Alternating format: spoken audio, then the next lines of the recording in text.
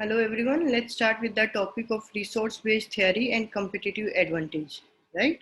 So from previous classes, we have been just talking about competitive advantage. It will help us in getting the competitive advantage.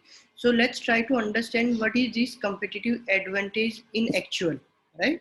So what is the, what is the logic behind it? Why do we need it? And what does it stand for? So competitive advantage is the achieved advantage over rivals when a company's profitability is greater than the average profitability of firms in each industry, right? So basically three things are there which we can see. It is an achieved advantage, and then we have this advantage over our rivals means our competitors, and then it helps the company by increasing the profitability. So when we are talking about competitive advantage, we are talking about three things: the achieved advantage, the rivals, and the or this achieved advantage can also be termed as additional benefit, additional utility. Okay, anything additional, anything other over and above the standard things which you are providing over your rivals, and it is helping you in increasing the profitability. जो आपकी company की profitability है वो increase हो रही है. So if you are mentioning these three things, your definition of competitive advantage will be complete, right? Then we see if a company's strategies result in superior performance, it is said to have competitive advantage. So कहीं पे भी जब हम we are outstandingly performing, it is said that this company is doing better just because this company has the competitive advantage. That means it has an edge over the others, right? So to be successful, you need to be able to articulate the benefit you provide to your target market that's better than the competition. See again, here we see the three things. Benefit. Benefit here means nothing but the value added, the value which you are providing to your consumers, right? We are done in value chain analysis. So it's the same. Benefit is your value. That value which you are providing to your consumers in the target market, and it is better than the competition. So that would become your competitive advantage. Then why do we need this competitive advantage? Okay, let's see why do we need the competitive advantage.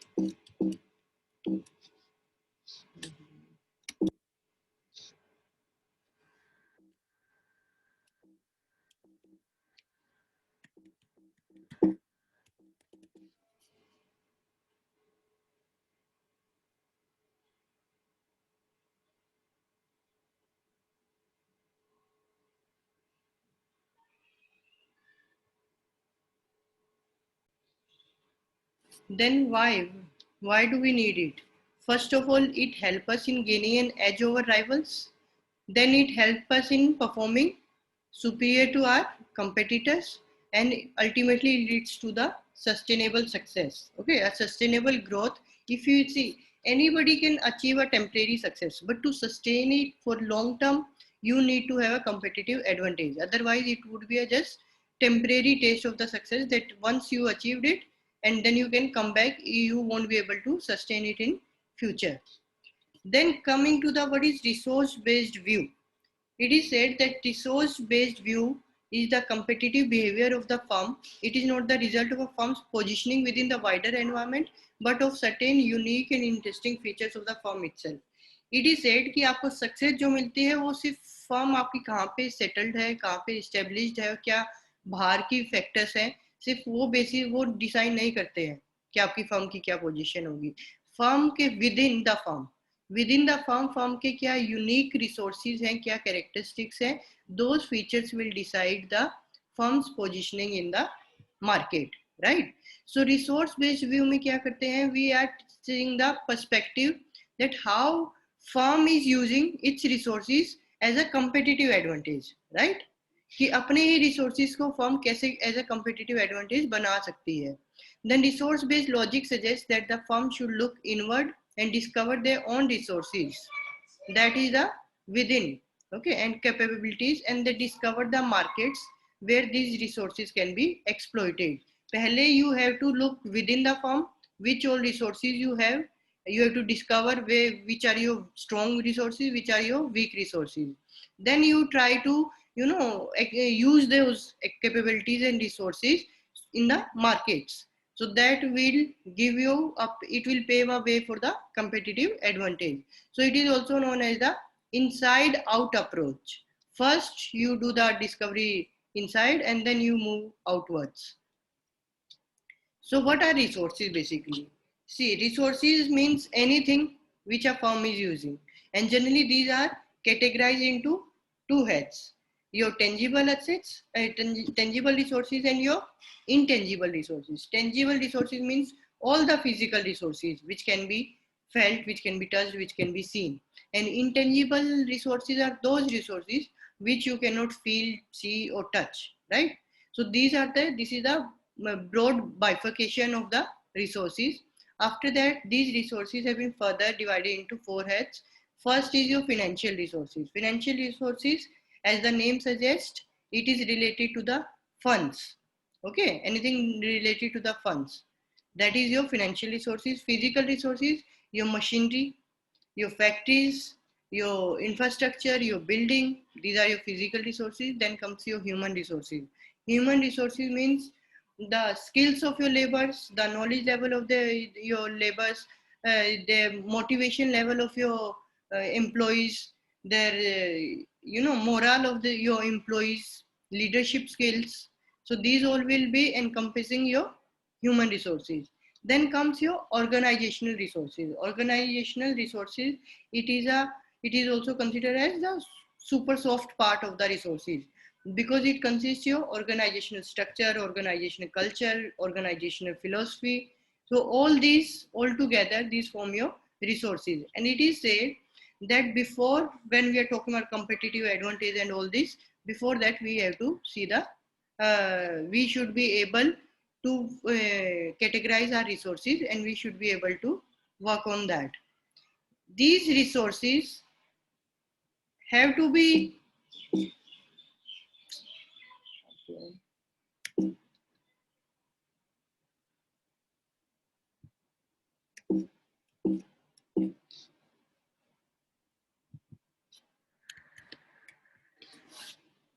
so these are further have been shown in a tabulated form. Human capitals including your training, experience, judgment, intelligence, controlling, worker insights, management and technical team. Financial, all types of financial resources that the companies use to conceive and to implement strategies. For instance, financial loans, assets, royalties, rents. Physical means installation of your physical equipment, physical technology, organizational plant, and organizational corresponds to your structure, system, control, coordination, planning, organization, culture, etc. Right? Then we have the Rio framework. See, Rio framework suggests that it is not that only having mere having the resources are enough. No, it has to have some good. Let me take the pointer once. Only owning the resources is not enough. You need to have those qualities in those resources, and you should be able to exploit those resources in a proper way. Only then it can help you in becoming a competitive advantage, right? So what are this Rio framework? This Rio framework suggests the four major attributes which your resources should be possessing. First is your valuable. Valuable means, is the firm able to exploit an opportunity or neutralize an external threat with the resource or capability? That means कि आपके पास ऐसा कोई resource है जिससे बाहर जो opportunity है you would be able to exploit it, or if you are facing some kind of threat तो आप उसको overcome कर पाओ. Okay, so then only that resource would be valuable to you, right? Then rare.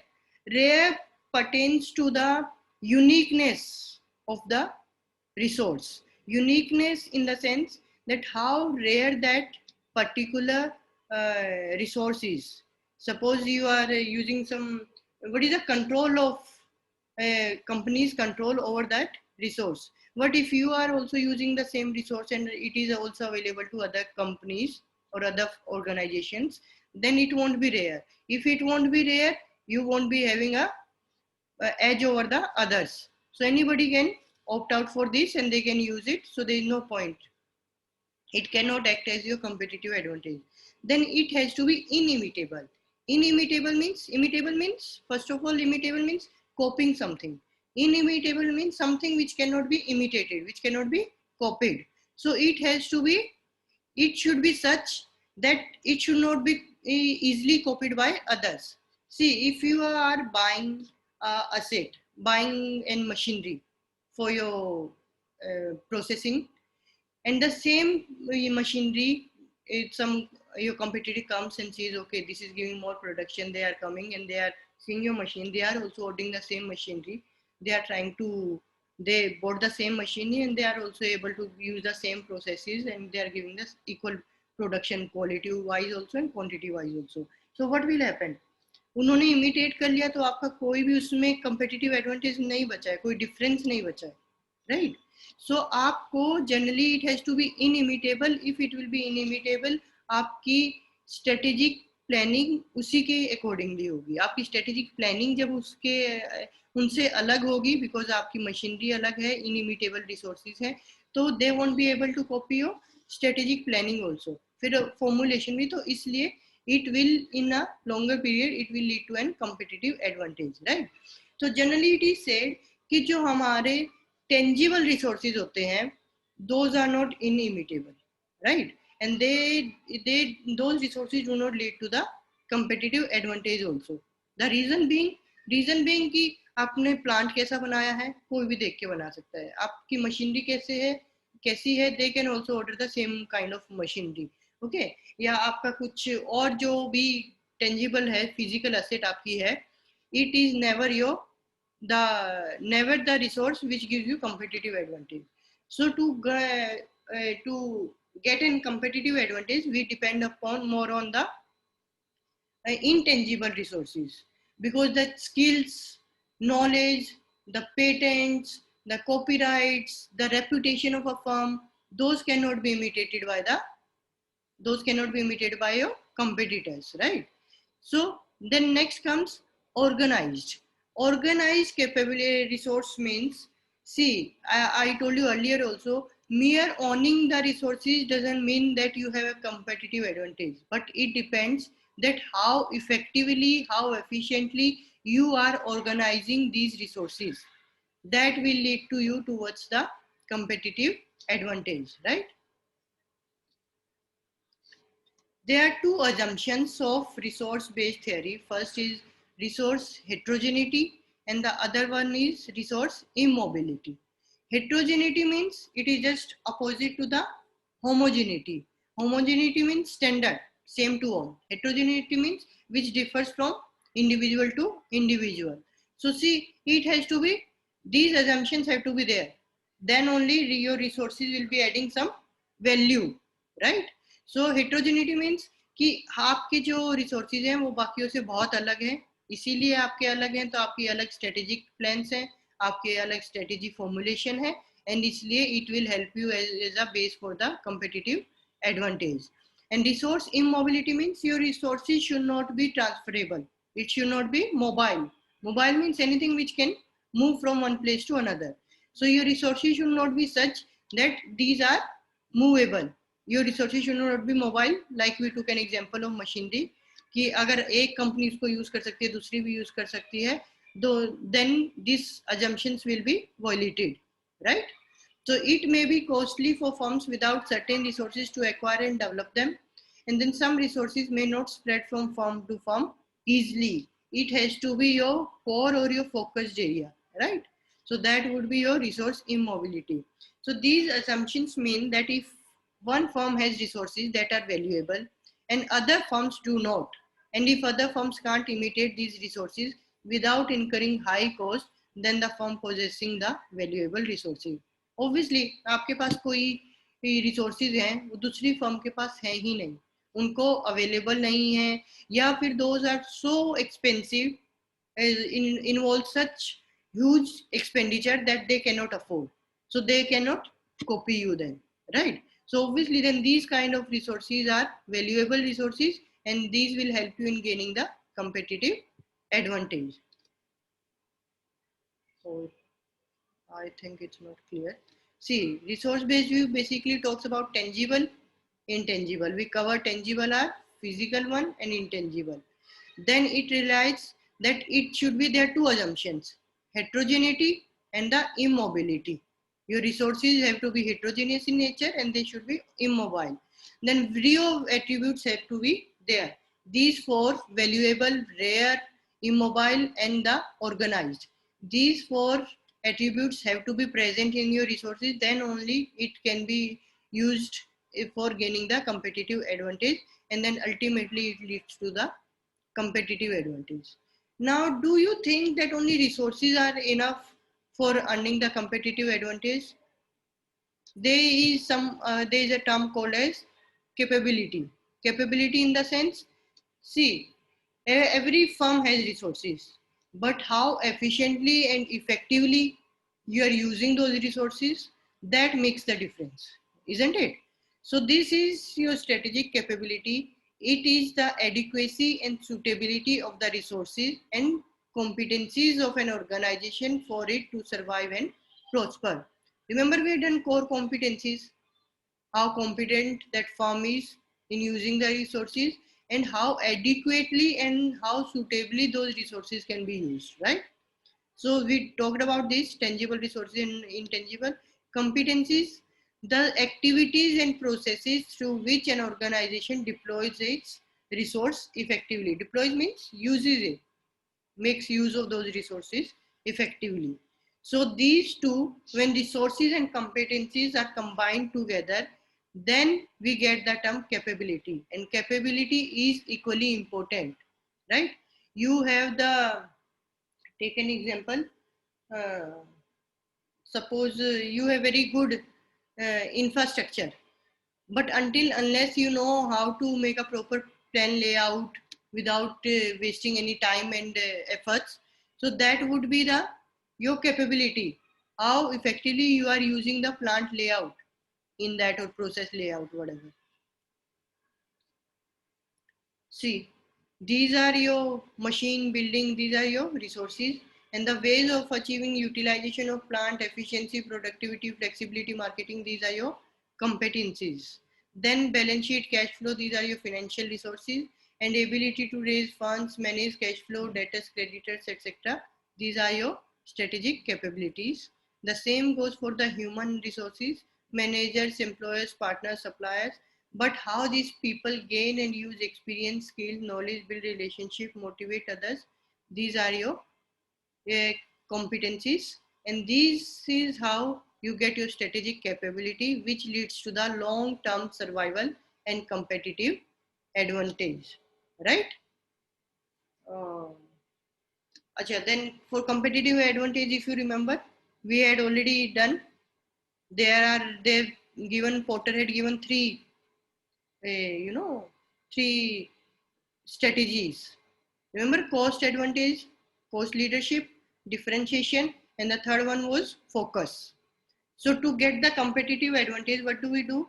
We have to either lower down the cost so much, just like your Chinese firms, what they do in mass production, they bring the cost so down that it penetrates the market easily, and then बाकी सबके product छोड़ के उनके product पे switch कर जाते हैं. And the other one is differentiation strategy, like we had taken an example of Apple also. Apple is using the differentiation, the products, the benefits, the attributes which they are giving in their products, no other competitor is able to give. So that is differentiation. And your focus strategy is when you are focusing only the one part of your target area, be it middle class, high class, lower class, or be it for kids or adults or old population, right? So see, competitive advantage, capabilities, and resources. So when we combine these capabilities and resources, it has to give us the picture of four these points have to be there. Durability. Durability means anything which lasts longer, isn't it? That is your durability. बोलते हैं ना कि इस product की durability नहीं है, मतलब उसकी लाइफ कम है. Durability means suppose your firm is doing well, your CEO is very intelligent, your HR resources are really good, and your CEO is a very experienced and intelligent person. But that CEO has to be a part of your organization for a longer time, right? He has to stay with you. So you make sure that CEO doesn't leave you and go. So that would give you the durability. After that comes your imitability. That we already covered. What is imitability? When you try to copy, that is that imitability is something which cannot be imitated. After that, we have transferability. Transferability is talking about your mobility. And then we have the appropriability. Appropriability means how suitable those resources are for you, right? So after that would be covering business ethics. We'll take up new class for this topic. So if you have any queries, you can ask now from today's class. Any questions from today's class? No, ma'am.